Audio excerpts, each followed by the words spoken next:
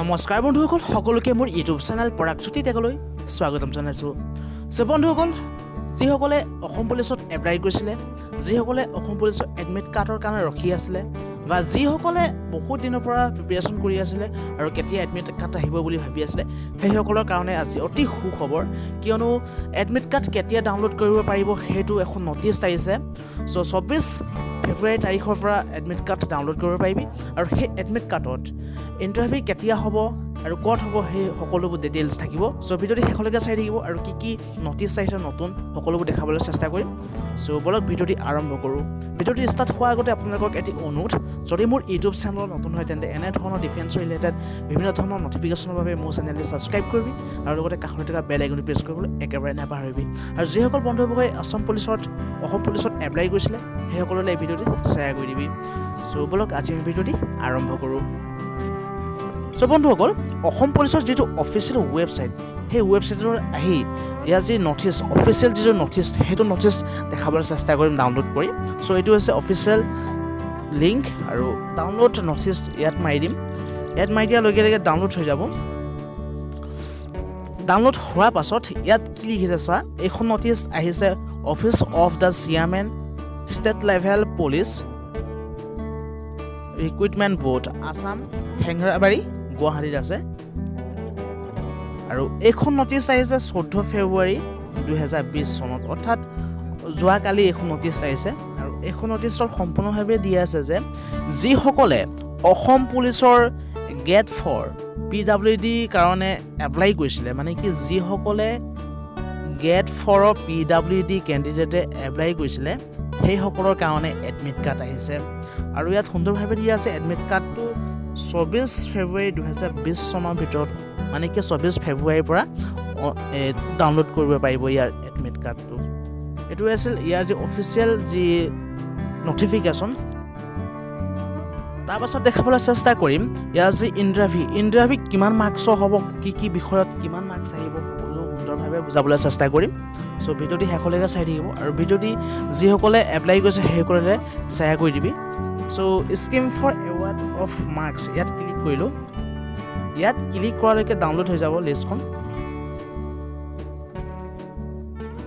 Download হোৱাৰ পাছত ইয়াৰ যি এক্সাম, মানে কি ইণ্টাৰভিউটো কিমান মাৰ্কছৰ হ'ব, কোনটো বিভাগত কিমান মাৰ্কছ থাকিব সুন্দৰভাৱে দিয়া আছে। তাৰ ভিতৰত ইয়াৰ যি টোটেল মাৰ্কছ আহিব 27 মাৰ্কছৰ আহিব। আৰু 27 মাৰ্কছৰ ভিতৰত পাৰ্চেণ্টেজ অফ ডিচেবিলিটি, মানে কি কেণ্ডিডেট এজনে কিমান পাৰ্চেণ্ট ডিচেবিলিটি আছে তাৰ ওপৰত ভিত্তি কৰি মাৰ্কছ প্ৰদান কৰা হ'ব। যদি এজন কেণ্ডিডেটৰ 40 পৰা 50% ডিচেবিলিটি হয়, এজন কেণ্ডিডেটে 40 পৰা 50% ডিচেবিলিটি হয়, তেতিয়াহ'লে মাৰ্কছ 1 মাৰ্কছ পাব। তাৰপিছত যদি এজন কেণ্ডিডেটৰ 51 পৰা 60% যদি ডিচেবল হয় তেতিয়াহ'লে 2 মাৰ্কছ পাব। আৰু যদি কেণ্ডিডেট এজন 61 পৰা 70% যদি ডিচেবল হয় তেতিয়াহ'লে 3 মাৰ্কছ পাব। তাৰপিছত 71 পৰা যদি 80% হয় তেতিয়াহ'লে 4 মাৰ্কছ পাব। তাৰপিছত 81 পৰা যদি 90% যদি ডিচেবল হয় কেণ্ডিডেটজন তেতিয়াহ'লে 4.5 মাৰ্কছ পাব। আৰু যদি 91 পৰা 100% যদি ডিচেবল হয় কেণ্ডিডেটজন তেতিয়াহ'লে 5 মাৰ্কছ পাব। এইটো হৈছে পাৰ্চেণ্টেজ অফ ডিচেবিলিটি। তাৰপিছত এজ ব্ৰাকেট, মানে কি যিমান বয়স হ'ব তিমানে মাৰ্কছ বেছি পাব। বয়সৰ ওপৰতো ইয়াত মাৰ্কছ দিয়া আছে। তাৰ ভিতৰত হৈছে 18 পৰা যদি 21 বছৰ ভিতৰত হয়, 18, 21 আৰু 22 বছৰ ভিতৰত হয় তেতিয়াহ'লে সেই কেণ্ডিডেটজনে 0.5 মাৰ্কছ পাব। তাৰপাছত 22 পৰা 25 বছৰৰ ভিতৰত যদি হয় তেতিয়াহ'লে 1 মাৰ্কছ পাব। তাৰপিছত 26 পৰা 29 বা 30 ভিতৰত হয় তেতিয়াহ'লে 1.5 মাৰ্কছ পাব। তাৰপিছত 30 পৰা 33 ইয়েৰ্ছৰ ভিতৰত যদি হয় তেতিয়াহ'লে 2 মাৰ্কছ পাব। তাৰপিছত 34 পৰা 37 ইয়েৰ্ছ ভিতৰত হয় তেতিয়াহ'লে 2.5 মাৰ্কছ পাব। তাৰপিছত 38 পৰা 41 ভিতৰত হ'লে 3 মাৰ্কছ। 42 পৰা যদি 45 ভিতৰত হয় 3.5 মাৰ্কছ। তাৰপাছত 46 পৰা যদি 49 ইয়েৰ্ছ হয় তেতিয়াহ'লে 4 মাৰ্কছ। আৰু শেষত দিয়া আছে 50 পৰা যদি 52 ইয়েৰ্ছ হয় কেণ্ডিডেটজন তেতিয়া 4.5 মাৰ্কছ। তাৰপাছত দিয়া যায় 53 পৰা যদি 54 ইয়াৰ্ছ হয় কেণ্ডিডেটজন তেতিয়াহ'লে 5 মাৰ্কছ পাবলৈ সক্ষম হ'ব চ' এইকেইটা আছিল পাৰ্চেণ্টেজ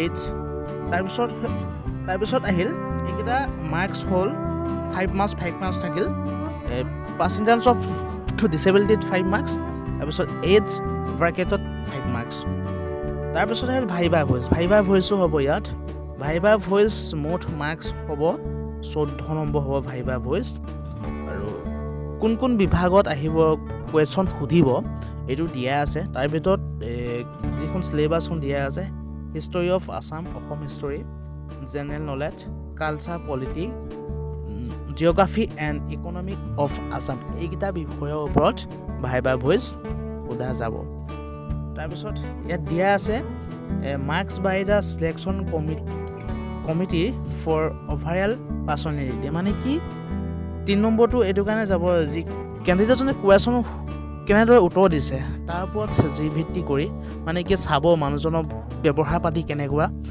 এইবোৰ চাই পেলাই 3 মাৰ্কছ দিব কেণ্ডিডেটজনৰ তাৰপিছত শেষত দিয়া আছে গোটেইবিলাক মুঠ লগাই পেলাই 27 মাৰ্কছ আহিব আৰু প্ৰথম কি আছে পাৰ্চেণ্টেজ অফ ডিচেবিলিটিত 5 মাৰ্কছ ইজ চ' বন্ধুসকল এইটো আছিল scheme for award of marks তাৰপিছত আহিলে ইণ্টাৰভিউ ডেট স্কুৱেডেল মানে ইণ্টাৰভিউ ক'ত হ'ব কেতিয়া হ'ব সকলোবোৰ সুন্দৰভাৱে দিয়া আছে এইটো যদি আমি ক্লিক কৰোঁ ডাউনলোড